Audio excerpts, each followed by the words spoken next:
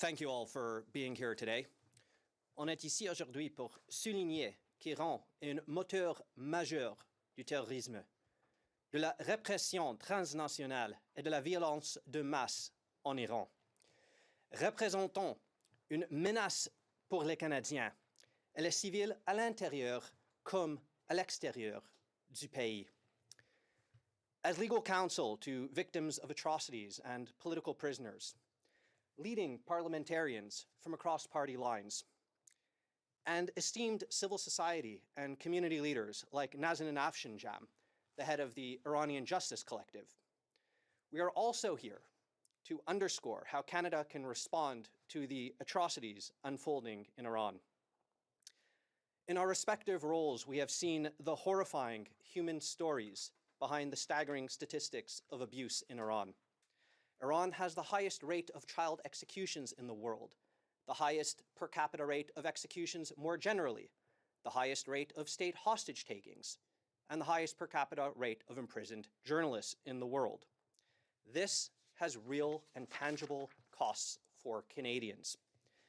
It meant the murder of Montreal photojournalist Zara Kazemi, the kidnappings of professors Mariam Mombaini and others, and Saeed Malikpour, the killing of Canadian passengers on flight PS752, the murders of 8 Canadians on October 7th, 2023, and now the atrocities that are ongoing in the streets of Iran as we speak, where authorities have confirmed to have again killed Canadians, and that will likely continue without global intervention. None of these Canadians receive the justice they deserve, and their killers and kidnappers enjoy impunity. They are now committing these crimes again in the streets of Iran as we meet here today on the Hill. 2 separate United Nations independent expert bodies have determined that the actions of these perpetrators may constitute crimes against humanity. Canada has the authority to investigate and prosecute these crimes. The criteria set out by the RCMP for opening a structural investigation has clearly been met. Announcing the opening of an investigation would send a message of solidarity to victims, accountability to violators, and assert the value of Canadian citizenship. It would protect our sovereignty by establishing consequences for murdering Canadians and demonstrating that their murderers are not welcome on Canadian soil. Canada has an opportunity and a duty to lead on behalf of the victimized Canadians left without justice, on behalf of the brave Iranians on the front lines of the fight for our common humanity, on behalf of our country's foundational principles of the rule of law and human rights that are under assault. I'll now pass the podium to my colleague, Kimberly Lenz, to speak about our other calls for action of the Canadian government in Common Cause. Thank you, Brandon. We are calling on the Canadian government to lead decisively in response to the Islamic Republic's widespread crackdown against peaceful protesters and its external aggression abroad. The sheer scale of the regime's systematic brutality is unprecedented. By conservative estimates, at least 33,000 Iranians have been massacred, with credible assessments ranging far higher. Experts describe it as the worst mass killing in Iran's modern history. Others conclude it meets the legal threshold for crimes against humanity. Alongside this, Canada and liberal democracies face escalating threats from the Islamic Republic and its proxies, including growing transnational repression and lethal threats against Canadians. This is an historic and pivotal moment. Canadian leadership would build on mounting political momentum to deny the regime the freedom to operate with impunity. We urge Canada to target the architect of these threats, the Islamic Revolutionary Guard Corps, by dismantling their networks at home and abroad through 2 key measures. First, Canada should promote and support proscription of the IRGC as a terrorist entity with like-minded partners, particularly the United Kingdom, where parliamentarians are pressing for the rapid adoption of enabling legislation and the group's designation. Second, it should deepen coordination with its allies, including the European Union, which unanimously agreed on its designation last week. Enhanced intelligence sharing, law enforcement coordination, judicial collaboration, and sanctions alignment would strengthen national and international security. Iranians continue to rise up against the regime's tyranny and to risk their lives in pursuit of a secular, democratic Iran grounded in basic human rights. Canada must respond with urgency and resolve.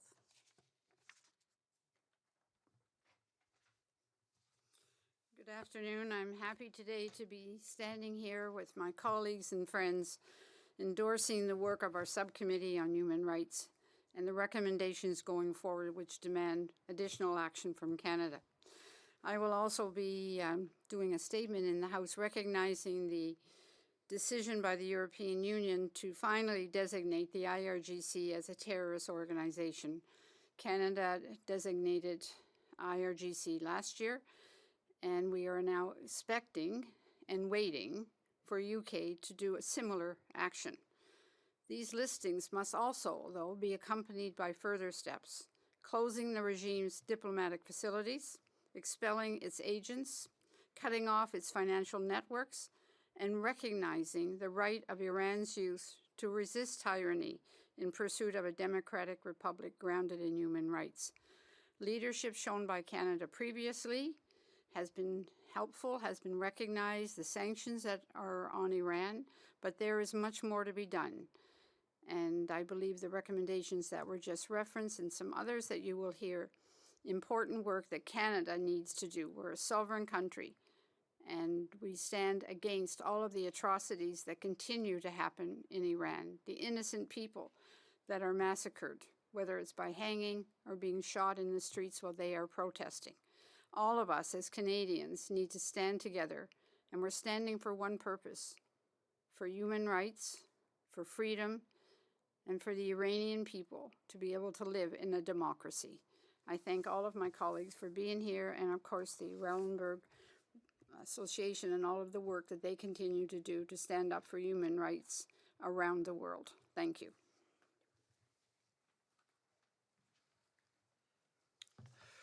Good afternoon, everybody. My name is Shuv Majumdar. I'm the Vice Chair of the Subcommittee for International Human Rights today and a Conservative Member of Parliament from Calgary Heritage. For over 20 years, I have fought for the Iranian people in the field, in the academy, as an advisor in government, and now today as a Member of Parliament. This is a moment perhaps as significant as the Berlin Wall falling itself. Can you imagine with me for a moment what the region and the world might look like without the IRGC and the Supreme Leader's ambitions for terrorist control in the region, for nuclear ambitions to terrorize the world, and for the subjugation that he has been responsible through his organizations to repress the rights of his own people? Can you imagine for a moment what a world of peace might look like if we listen to the call of the Iranian people, of whom tens of thousands have now been brutally massacred? And in Ottawa, we have calls from parliamentarians, colleagues that have shared this stage with me today, but a call from a government is long wanting and long silent, and a horrific event for Canada not to be a moral leader today. Watching with the horror the events that are coming out of Iran, we have now seen a regime that has turned on itself and a world waiting for action. There was a time in this capital when Professor Irwin Cotler, Senator from Liberal MP Michael Levitt, and many others led Iran Accountability Week. That was nearly a decade ago. Since then, it has disappeared, seemingly abandoned in favor of a normalization with a brutal regime rather than the accountability the regime deserves. The people of Iran demand the same things that every free nation deserves: a secular and democratic government, full respect for human rights, and an end to the despotic dictatorship imposed on Iran since 1979. The protesters in Iran are not seeking minor reforms or superficial changes. They are demanding regime change. The complete dismantling of the clerical military dictatorship has proven irreformable despite the shell games that the Supreme Leader has presented the world over the last decades. We must go beyond issuing statements. We must act. This means supporting independent international investigations and treating the Islamic Revolutionary Guard Corps as a terrorist organization in practice, not just in name. So, our calls to action. First, expand and aggressively enforce targeted sanction, including Magnitsky-style sanctions, against those responsible for repression and for mass killings. Second, fully enforce the IRGC terrorist listing through investigations in Canada, asset freezes, seizures, and prosecutions, and strengthen our immigration system to bar regime officials, affiliates, and family members from coming to Canada and seeking refuge here.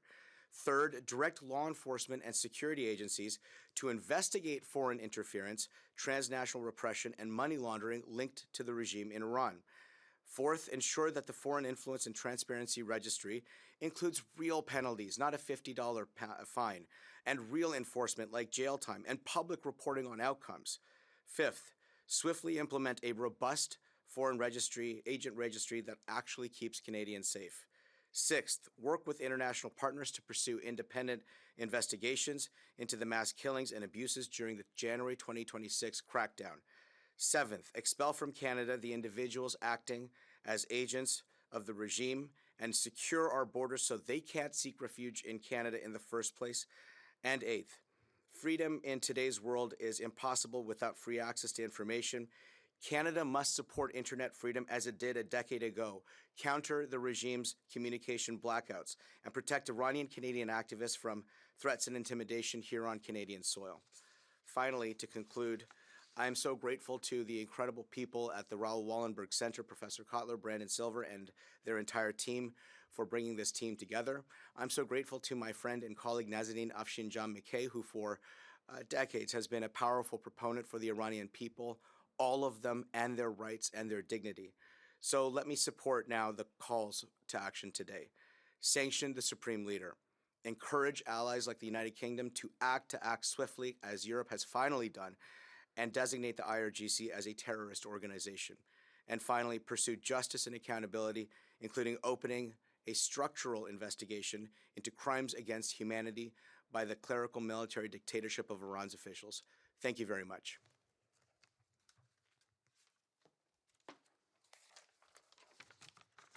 Bonjour, je suis Julie Miville-de-Chêne, sénatrice indépendante, et donc je me joins à ce groupe. Le Canada se doit d'agir pour montrer son soutien au peuple iranien qui s'est soulevé contre le régime des ayatollahs. Des manifestations pourtant légitimes contre les autorités iraniennes ont été réprimées férocement, dans le sang.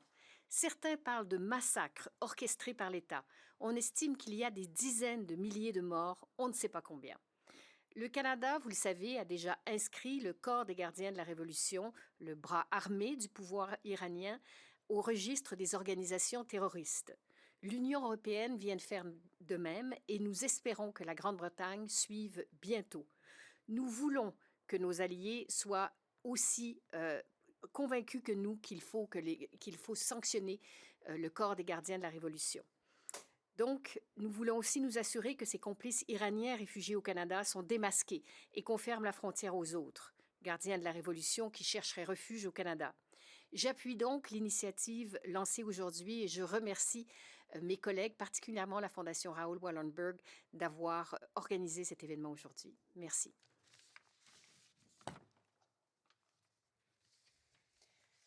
Today, the world must understand one simple truth.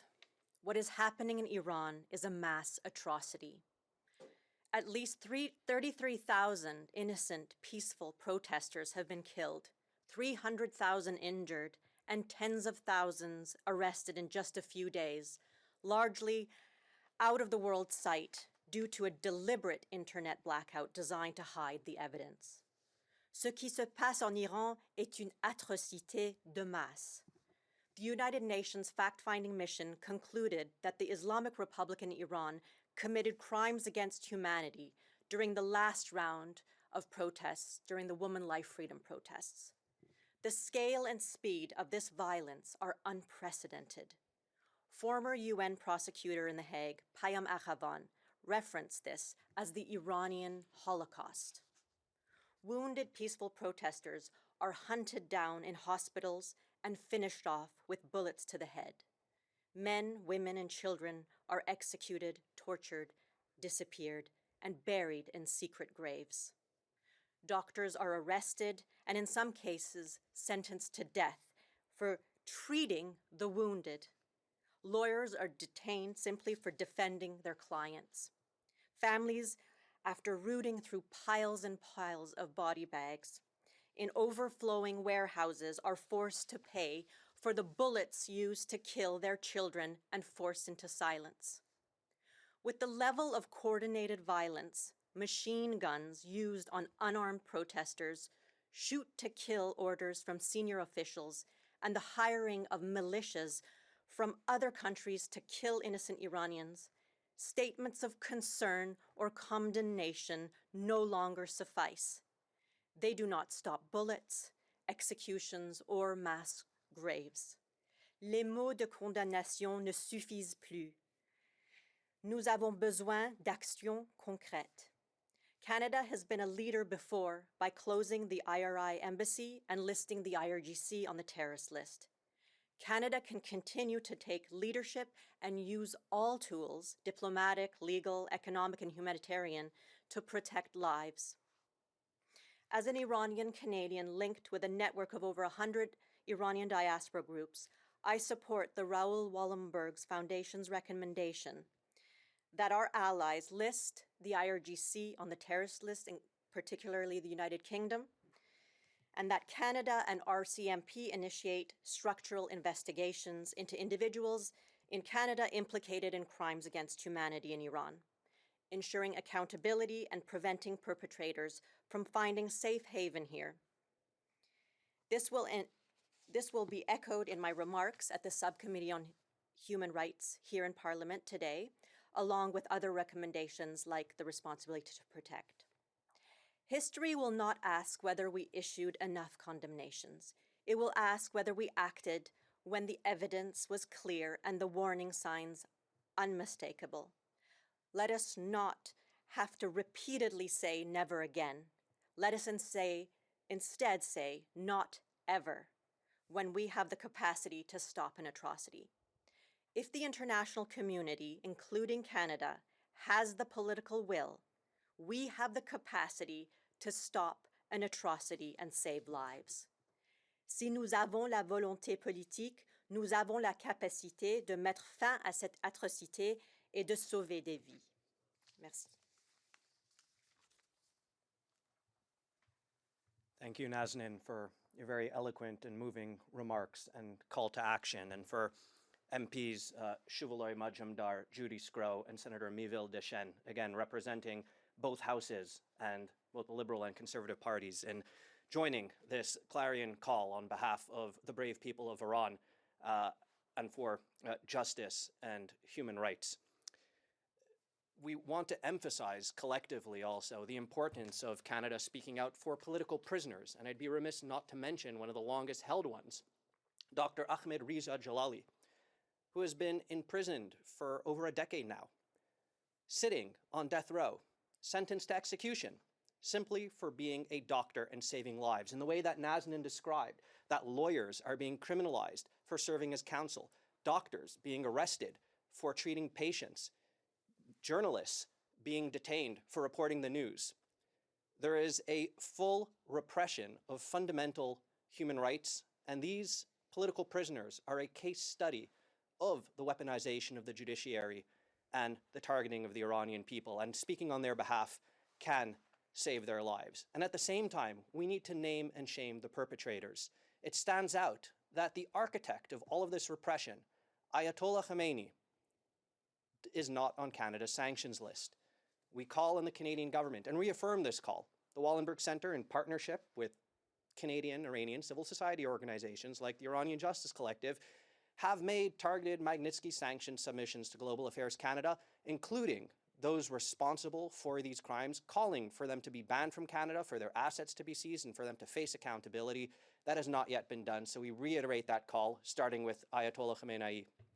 And we are now opening the floor to any press questions, and please do feel free for anybody tuning in and online as well to follow up thereafter for any interview requests with any of the speakers joining us today.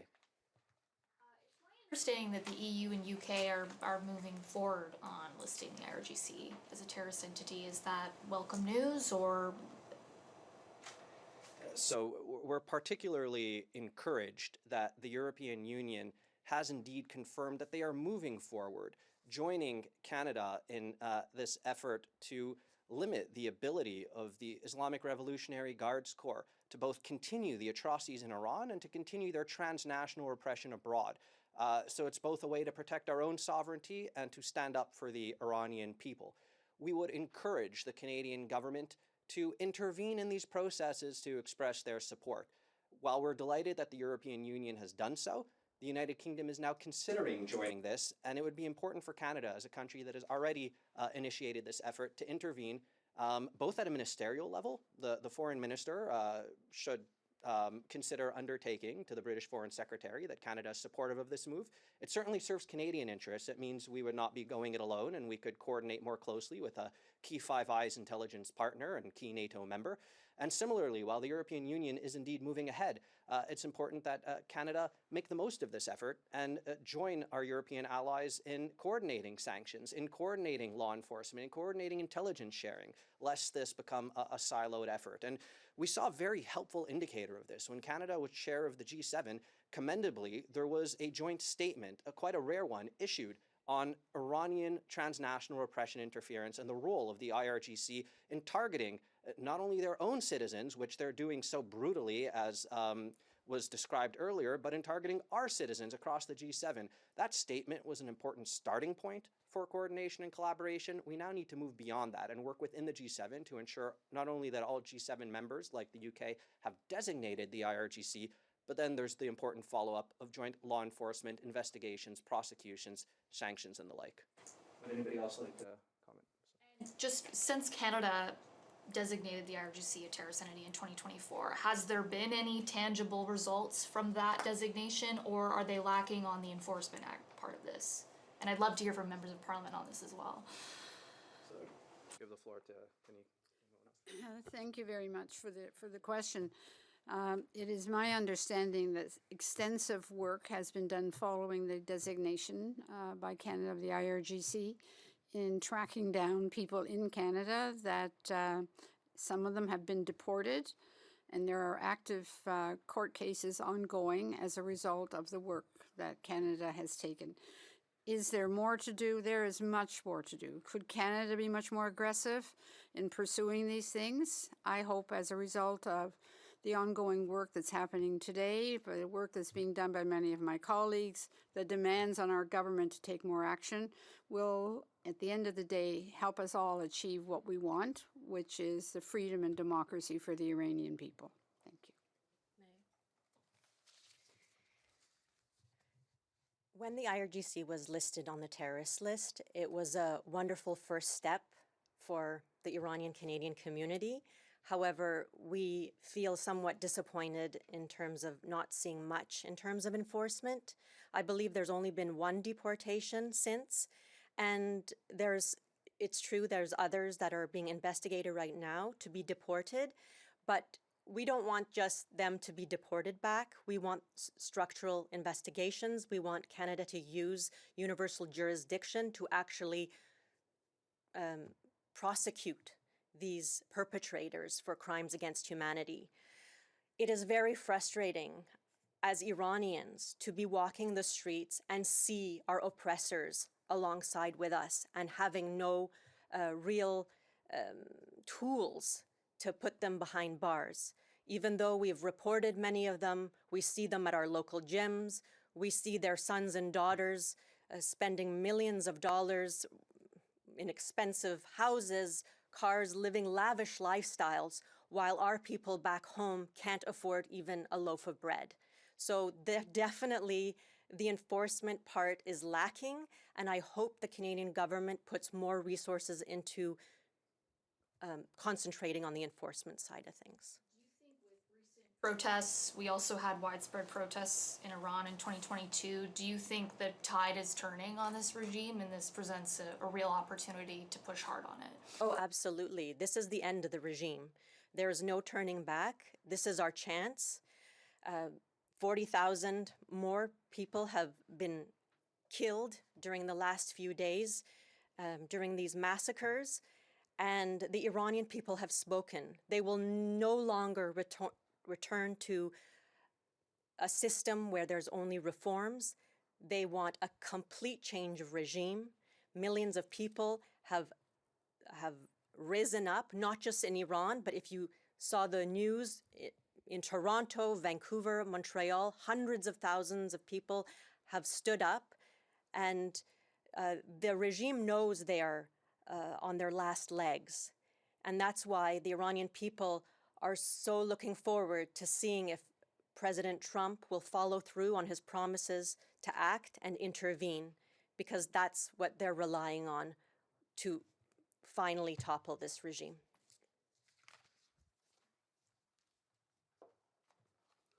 With respect to the UK, it is my understanding that the government is moving forward with new legislation to prescribe state-linked entities.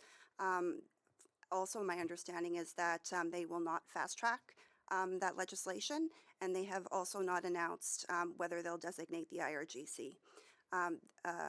Also, a cross-party group of parliamentarians is pushing for the legislation to be adopted swiftly, and so we would also like to encourage that swift adoption.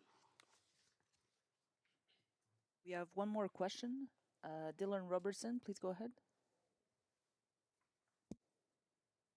Hi there. A question for the three parliamentarians. I'm wondering what advice Canada should be communicating to the US and Israel in terms of any type of a military intervention. We did see last August the attack on Evin Prison. It killed roughly 80 people. It's not quite clear the reason Israel gave for that. I'm wondering, just when we see US assets being moved into the region, what do the three of you think that Canada should be communicating right now to Washington and to Israel if they are going to do military force against the regime?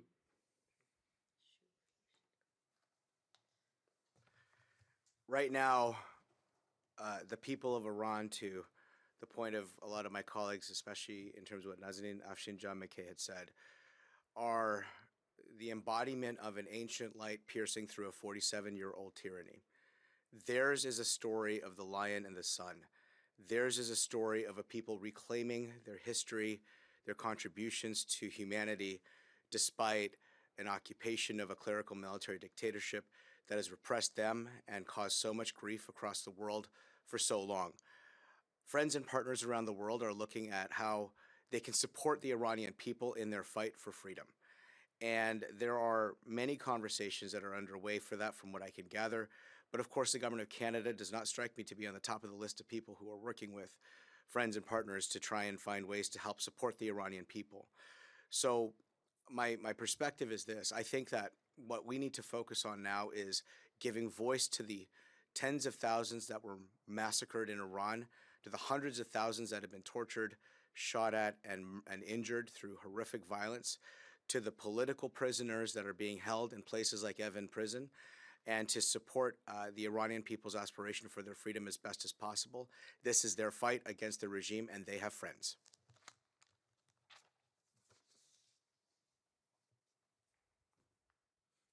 Do you have a follow-up question, Dylan? I was curious if the other two had perspective on advice such as, bombing a prison full of dissidents, if that's the right move, if there's other I appreciate your Canada... perspective. I'm going to interrupt you because what I hear now is propaganda coming from the regime.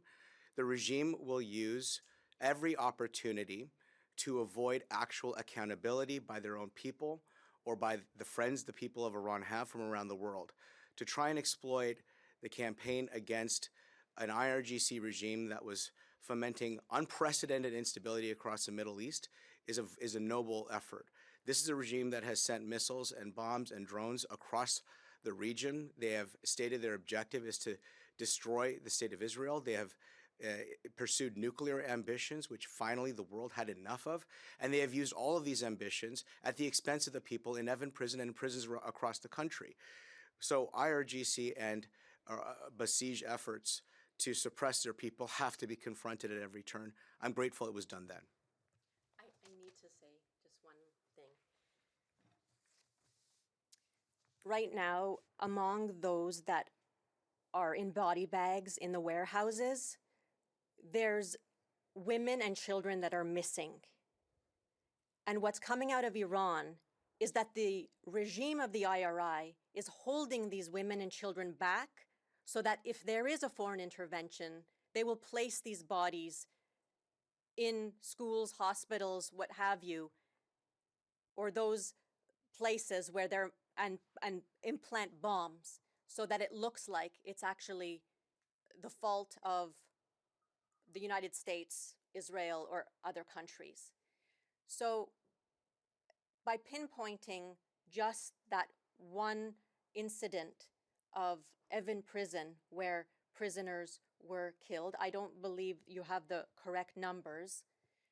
We don't know exactly what happened that day, but I do know that those allies and partners that were involved have always been clear that they will do targeted strategical strikes on the IRGC command and control, and hopefully will take Ayatollah Khamenei as well. And my follow-up is for Ms. Afsan Jean-Mackay. I'm just wondering if you could speak to what we've heard from Iran in recent weeks. There was a lot more communication before the internet restrictions. Those restrictions appear to have gotten increasingly tight, especially as the media attention has strained to other conflicts in the world. I'm just wondering if you could give us a sense of how this has evolved over the past month, especially after the spotlight shifted. Sorry, I'm just going to clarify. There's the question about, has the internet opened up and communication? Yeah, like has the internet opened up at all? And also just like, what are we seeing in terms of the repression there? Has the nature of that repression changed? Has the scale of it changed? Because there was a lot of attention probably about 2 or 3 weeks ago, and then it shifted elsewhere. And I guess I'm just wondering if you could kind of fill in that picture. Yes. Well, the Islamic Republic regime, what they do when they want to do a mass murder, as we'd seen in past protests, they shut off the internet, and that's where they carry out these massacres. This time, as I mentioned, there's been tens of thousands killed in that time. Slowly, the internet has come back on, but just enough for family members to make a few minutes calls to their families. And thanks to internet technologies by Starlink and Canadian companies like Siphon, which allows for internet communication through VPNs, through this new technology called Conduit, we're starting to get those imagery and video footage out. Now, when millions of people were out on the street and they were being gunned down by a machine gun, now that has stopped. However, now there's a silent massacre taking place. In prisons right now, they're injecting political prisoners with unknown lethal substances. They're released and days later, they're dead. Or they're hunting people down in hospitals, and if they see anybody that was injured, or they have checkpoints now in the streets, they make people take off their clothes, and if they see injuries, they're detained, and what we're told is that they're finishing them off with a bullet to the head, and they're being put in mass unknown graves. This is the situation right now, so it is still extremely urgent. The massacre continues, but in a different way. The way that the Islamic regime always wants, which is in silence, away from the eyes of the international community. Thank you. This concludes the press conference. Merci. C'est ce qui conclut cette conférence de presse.